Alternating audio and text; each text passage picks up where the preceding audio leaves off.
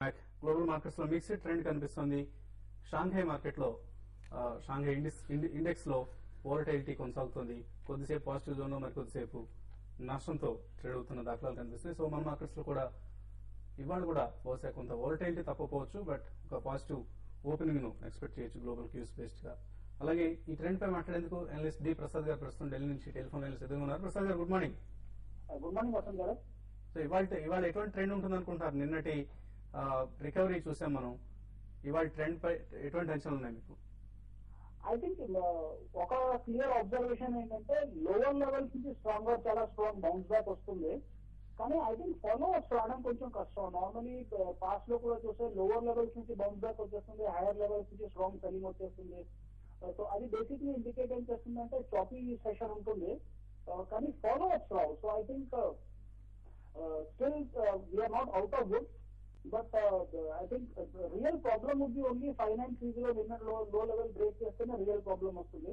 As long as finance C0 hold chestundi, I think stock market range bound అయిపోతుంది with high volatility. Lower level of finance C0, higher level of 6250. ఈ two ranges లో market trade అవుతుంది. So two options ఉన్నాయి, either very short term trading strategies intraday పెట్టుకోవాలో or very long term 5-6 month outlook investment పెట్టుకోవాలో.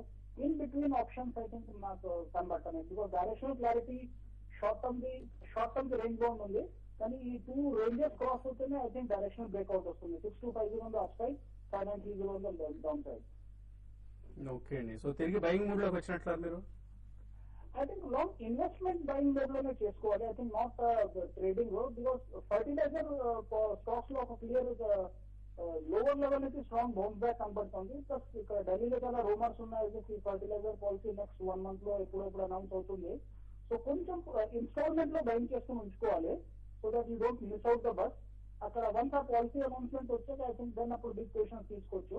కానీ this investment recommendation only for very small instalment. ఎవరైనా 1000 షేర్లు కొనుక్కోవాలంటే 100-150 షేర్లు కరెంట్ లెవెల్లో 94 crores అయితే కొనుక్కోవచ్చు. And be ready to buy once it makes new highs above 100. And lower level లో panic అమ్ముకోకూడదు, ట్రేడింగ్ చేయకూడదు, ఇన్వెస్ట్మెంట్ చేయాలి. ఓకే అండి, థ్యాంక్ యూ ప్రసాద్ గారు. So Chambal fertilisers buy above 94 అంటున్నారు, target 125 in the next 2 to 3 months. So ఒక్కొక్కసారి ఈ time frame కొంచెం ఎక్స్టెండ్ కూడా అయ్యే ఛాన్సెస్ ఉంటాయండి మార్కెట్ కండిషన్స్ బట్టి. మీరు 2 నుంచి 3 నెలలు అన్నారు కదా అని చెప్పేసి 2 నెలల నుంచి ఎప్పుడు పెరుగుతుంది ఇంకా పెరగలేదు ఏంటన్న ఆందోళన అయితే వద్దు. Chambal fertilisers is doing extremely well these days. Ramanamurthy Srikakulam నుంచి లైన్ ఉన్నారు. రమణమూర్తి గారు, నమస్తే sir. Good morning sir. Good morning అండి.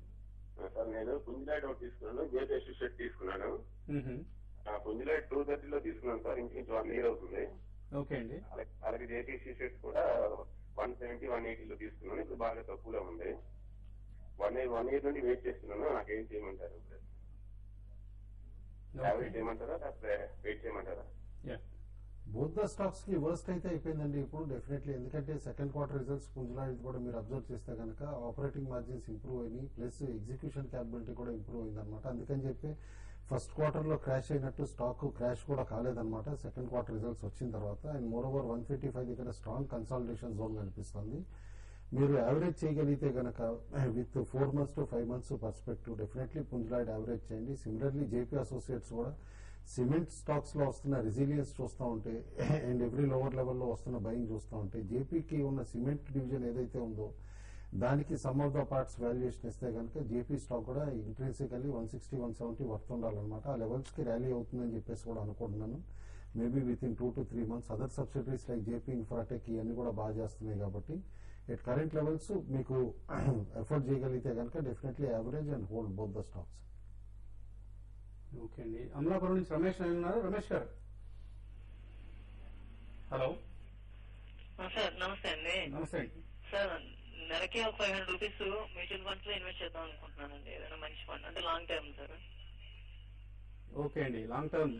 సో ఆయనకి ఏదైనా ఒక స్కీమ్ సజెస్ట్ చేస్తారు? ఎస్ఐపి ఫండ్స్ మంచి చాలా ఉన్నాయండి. ప్రిఫరబ్లీ హెచ్డిఎఫ్సిది కానీ ఇటు డిఎస్పీ బ్లాక్ రాక్ది కానీ ఇన్వెస్ట్ చేయండి మీరు, పర్లేదండి. టాప్ 5 ఫండ్స్ ఏవైతే ఉన్నాయో మీరు రీసెంట్ కొత్త ఇష్యూ ఏదైతే వచ్చిందో క్యాపిటల్ మార్కెట్ అందులో కూడా మీకు టాప్ 5 ఫండ్ రేటింగ్స్ ఇచ్చారనమాట. అందులో టాప్ 5 ఫండ్స్ లోనే ఒకటి తీసుకుని మీరు ఎస్ఐపి కింద ఇన్వెస్ట్ చేయండి.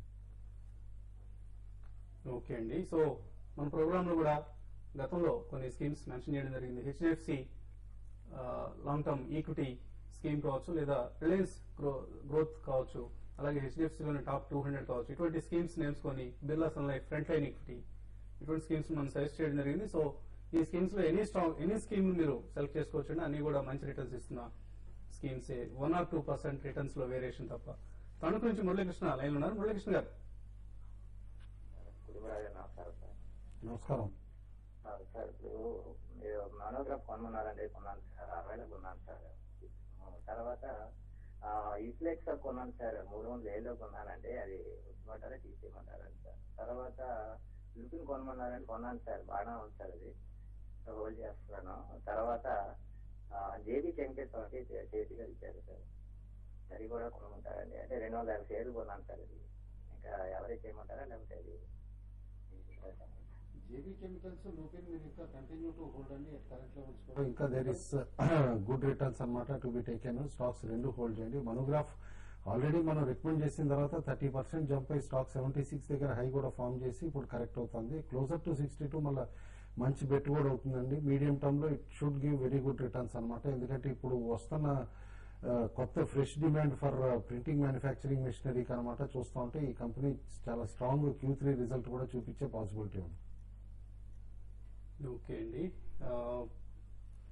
అలాగే ఒక మెయిల్, ఇంట్రెస్టింగ్ మెయిల్ వచ్చింది ప్రోగ్రామ్ కి. సునీల్ హైదరాబాద్ నుంచి పంపించారు. మీరు కంపెనీలు ఏవైతే మోసం చేస్తున్నాయి, చీటింగ్ కంపెనీస్ మీద చాలా సార్లు వార్న్ చేస్తూ వస్తున్నారు. ఇది చాలా మంచి పరిణామం. సో బట్ కొన్ని కంపెనీస్, ఆయన ఒక కంపెనీని కూడా ఇక్కడ మెన్షన్ చేయడం జరుగుతుంది, తాన్లా సొల్యూషన్స్. మనం రిపీటెడ్ గా ఈ కంపెనీకి దూరంగా ఉండమని చెప్పాం. అటువంటి కంపెనీస్ ను హెచ్డిఎఫ్సి సెక్యూరిటీస్ లాంటి కొన్ని, ఆయన ఆఫ్ కోర్స్ నేమ్స్ మెన్షన్ చేశారు, మనం ప్రోగ్రామ్ లో మెన్షన్ చేయడం అనేది పద్ధతి కాదు, బట్ కంటెంట్ తెలియాలి కాబట్టి చెప్తున్నాం. సంజు వర్మ అనే ఒక అనలిస్ట్ రికమెండ్ చేశారు స్ట్రాంగ్లీ. అందుకే చాలా మంది ఇన్వెస్టర్స్ ఈ కంపెనీస్ ని నమ్మి ఇందులో ఇన్వెస్ట్ చేయడం జరిగింది అంటూ చెప్తున్నారు. సో అనలిస్ట్ నుంచి కూడా కొంత కాషన్ మనం ఎక్స్పెక్ట్ చేస్తూ ఉన్నాం.